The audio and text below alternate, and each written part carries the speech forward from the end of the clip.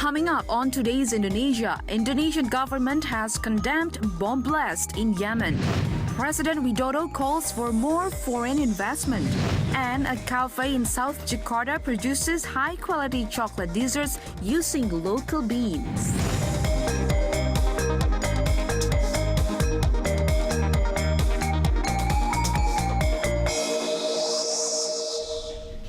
Halo, selamat berjumpa lagi. Welcome to today's Indonesia from Jakarta. I'm Prisma Kinanti sitting in for Luisa Kusnandar.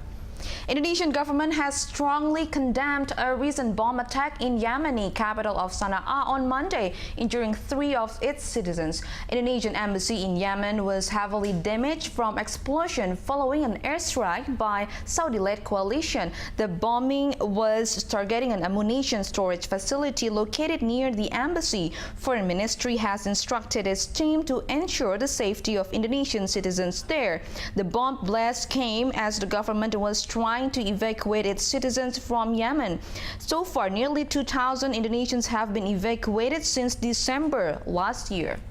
The World Economic Forum on East Asia is being used by President Joko Widodo to promote its major projects and lure new investors. Some of the projects include a one-stop service center for permits and the acceleration of land releases in the agriculture, forestry, and transport sectors. President Jokowi has given personal assurance of support to business leaders at the forum. You will also see our amazing opportunities. Please come and invest in Indonesia. If you have any problem, call me. Meanwhile, the government also hopes investments secured during the forum will be based on a build-operate-transfer agreements. The Investment Coordinating Board is aiming for 14% investment growth this year at 519 trillion rupiah or $40 billion. Indonesian internet users will grow 30% this year as expected by the International Telecom Union. Currently, Indonesia sits on the 13th position in global internet usage. In 2014, the country recorded more than 42 million internet users, up 9% from the previous years. The government has targeted to expand internet access to 5,000 villages this year. However, internet connection speed in Indonesia remains low. A recent study by Akamai shows in terms of average internet connection speed, Indonesia is in the lowest 4 in the region and the 77th position globally. We get perspective now from our viewpoint analyst. Sonita Lonto is here. She is head of marketing at Trilliant, a US-based company. Sonita, first of all, welcome. Thank you. Thank you for having me. Thank you. Sonita, how far are we from reaching this target? You mean the reaching the target of 30 million growth in internet users in Indonesia? Yeah, I think it is actually very possible because actually, based on my understanding, the internet in Indonesia doesn't come only from laptops. It actually mostly comes from mobile devices. And the statistics for mobile devices, there are actually more mobile device users in Indonesia than population. So there are actually more than 250 million mobile users. Granted, not all of the mobile phones are smartphones that are internet enabled, but I think as people start upgrading, the capabilities of their mobile phones, I think it's totally possible for Indonesia internet users to increase.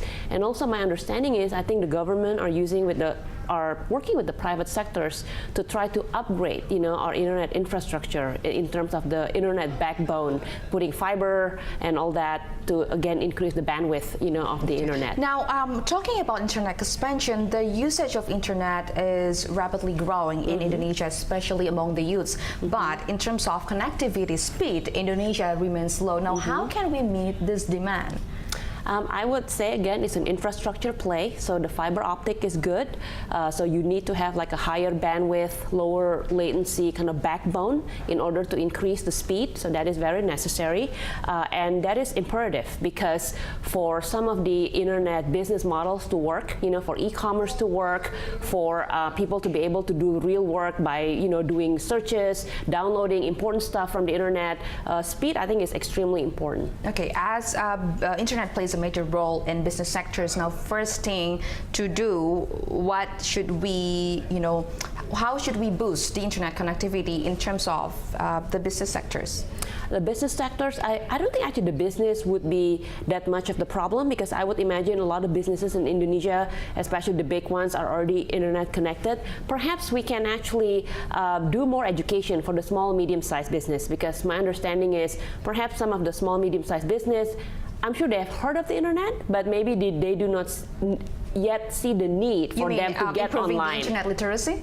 Yes, exactly. So we need to increase that, and maybe through more like fun stuff, so not exactly like in a classroom environment, but more in like, fun workshops or like conferences, business conferences, things like that.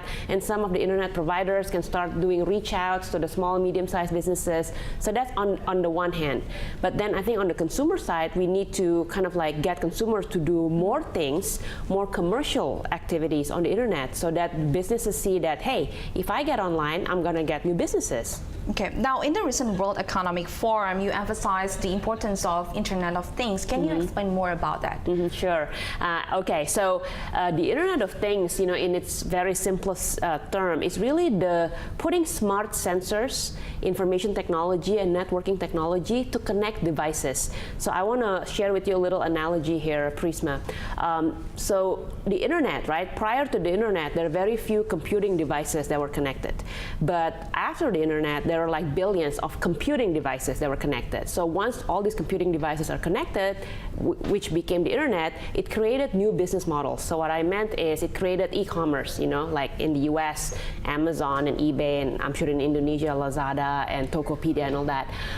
But it also creates new ways of communicating, emails, and then it creates search engines. Google, you can search things on the Internet. You don't have to go to encyclopedia anymore. It creates social media. So like new business models and all these cool applications because of the Internet, right? So in a similar way, Internet of Things will connect things, so it will connect, electric vehicles or vehicles become smart cars, your watch, smart watch, wearables, things like that, infrastructure. But the whole point is connecting all these devices so that eventually we have a more efficient, cleaner, safer, and more sustainable way of living. How to make it happen here? How can we make our own Silicon Valley? In Indonesia? Yes. I don't think it would be the exact same as Silicon Valley, because I think it's very hard to emulate any place. Would it be possible though? It is very possible, but I think it's with an Indonesian blend, So first of all, I don't think Indonesia has the immigration policy of the United States. So it's not like, Indonesia would get all these best and brightest scientists from around the world coming here. However, having said that, I think we have enough people here, or maybe some of the Indonesians who come back here from abroad who can help with that. And we have to create an ecosystem. What I mean by that is there will be a research center, university nearby for the talent.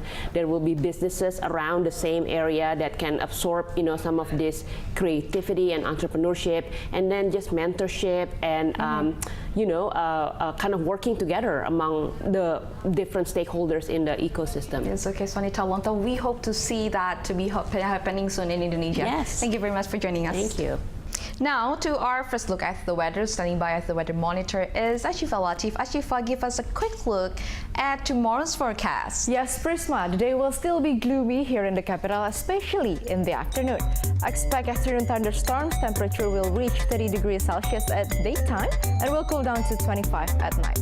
And that's our first look at the weather. I'll be back with a complete forecast later on. Prisma. Thank you, Ashifa. Today's Indonesia will continue shortly. Coming up, market numbers across the region and how local chocolate is on par with imported ones.